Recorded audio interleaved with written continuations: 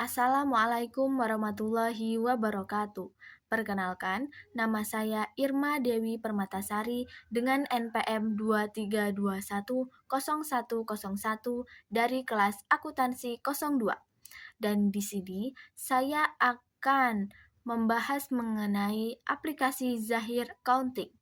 Pertama-tama, kita akan mengetahui bagaimana sejarah Zahir. Aplikasi Zahir dikembangkan oleh PT Zahir Internasional, yaitu perusahaan pengembang software akuntansi Zahir yang didirikan oleh putra bangsa Indonesia pada tahun 1996. Zahir Accounting versi 1.0 dirilis tahun 1996. Kemudian dikembangkan menjadi versi 2.0 pada tahun 1997 dan mulai dipublikasikan secara luas pada tahun 1999.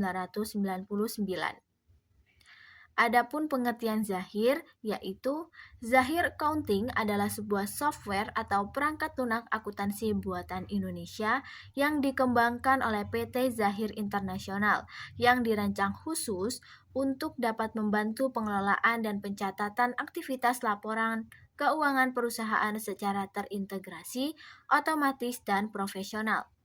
Adapun beberapa manfaat dari aplikasi Zahir Accounting ini, yaitu yang pertama, meningkatkan akurasi laporan keuangan dan meminimalisir resiko kesalahan dalam laporan keuangan. Yang kedua, mengurangi potensi kesalahan yang sering terjadi dalam proses pencatatan laporan keuangan secara manual. Yang ketiga, memudahkan dalam pengelolaan data. Yang keempat, dengan fasilitas yang sudah ada, saat menginput transaksi akan lebih mudah digunakan, tidak banyak memakan waktu. Yang kelima, perusahaan akan lebih cepat memeriksa laporan keuangan dan update secara berkala. Yang keenam, dapat menjaga aset bisnis. Lalu yang terakhir, laporan keuangan yang sudah dibuat dapat dilihat dimanapun dan kapan saja. Dan dari aplikasi Zahir Accounting ini memiliki beberapa tujuan, yaitu yang pertama, membantu perusahaan dalam mengelola transaksi keuangan secara sistematis dan efisien. Yang kedua, menghasilkan laporan keuangan yang sesuai standar akuntansi dan mudah dipahami. Yang ketiga, memberikan akses terhadap informasi keuangan yang cepat dan akurat untuk mendukung pengambilan keputusan bisnis yang tepat. Tetapi, aplikasi Zahir Accounting ini juga memiliki kekurangan, yaitu satu, harga lisensi yang cukup mahal, yang kedua, perhitungan biaya tenaga kerja yang kurang detail. Tetapi, di samping kekurangan itu, aplikasi Zahir juga memiliki berbagai macam kelebihan. Yang pertama, memiliki bermacam tipe aplikasi akuntansi untuk bermacam keperluan perusahaan berlainan dengan aplikasi akuntansi yang lain. Yang kedua, Zahir Accounting dirancang secara sederhana namun tetap cermat, sehingga memudahkan pengguna yang belum familiar dengan konsep akuntansi. Yang ketiga, menghadirkan visualisasi data yang interaktif sebagai pendukung analisa bisnis yang lebih tajam dan berbasis fakta. Yang keempat, menawarkan gratis training untuk pembeli. Yang kelima, dapat berkolaborasi dengan sistem akuntansi eksternal. Yang keenam, pengguna bebas menginput data dasar sesuai kebutuhan operasional. Lalu yang terakhir, Zahir Accounting dapat dikustomisasi sesuai kebutuhan perusahaan. Lalu kita akan memasuki ke pengenalan Zahir Accounting.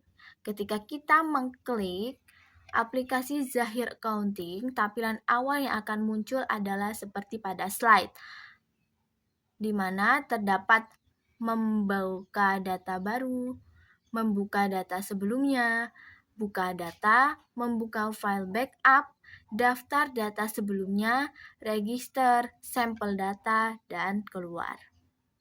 Dan untuk menu utama Zahir Accounting itu terdapat 3 menu, yaitu modul program, menu program, dan area kerja. Di mana menu program itu sendiri memiliki sub menu program, yaitu ada menu file, menu setting, menu plugin, menu period, menu window, dan menu petunjuk. di mana menu file itu sendiri digunakan untuk pengelolaan data perusahaan, antara lain membuat dan membuka data keuangan perusahaan, mengatur password dan hak akses pengguna, melakukan backup dan restore data, import data dari file Excel, dan menutup, lalu keluar dari program Zahir. Untuk menu setting, itu berfungsi untuk melakukan pengaturan awal sistem akuntansi, meliputi pengaturan klasifikasi akun, penentuan akun penting, pengisian saldo awal, pengaturan point of sales atau POS, pengaturan bahasa, dan setup program. Untuk menu plugin, itu digunakan untuk membantu proses impor data, khususnya untuk impor saldo awal piutang, impor saldo awal hutang, impor data persediaan. Menu ini mempermudah pemindahan data ke dalam sistem Zahir. Dan untuk menu tutup buku, itu digunakan pada akhir periode akuntansi yang meliputi tutup buku akhir bulan, tutup buku akhir tahun, sinkronisasi data pusat dan cabang, serta revaluasi valuta asing. Dan menu ini memastikan data keuangan telah final dan akurat.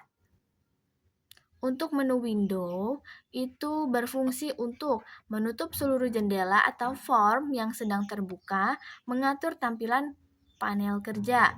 Menu ini membantu pengguna mengatur tampilan kerja agar lebih rapi.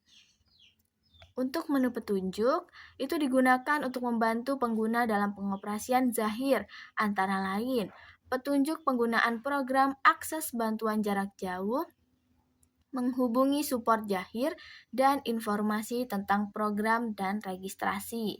Terdapat juga modul program aplikasi Zahir, di mana itu ada dashboard, ada data-data, dan fasilitas yang tersedia di modul data-data itu terdapat data nama alamat, data rekening, data mata uang, data proyek, data departemen, data produk, suatu pengukuran, data gudang, data pajak, dan data harta.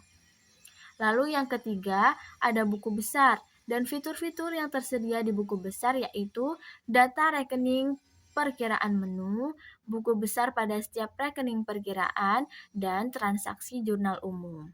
Lalu yang keempat ada penjualan.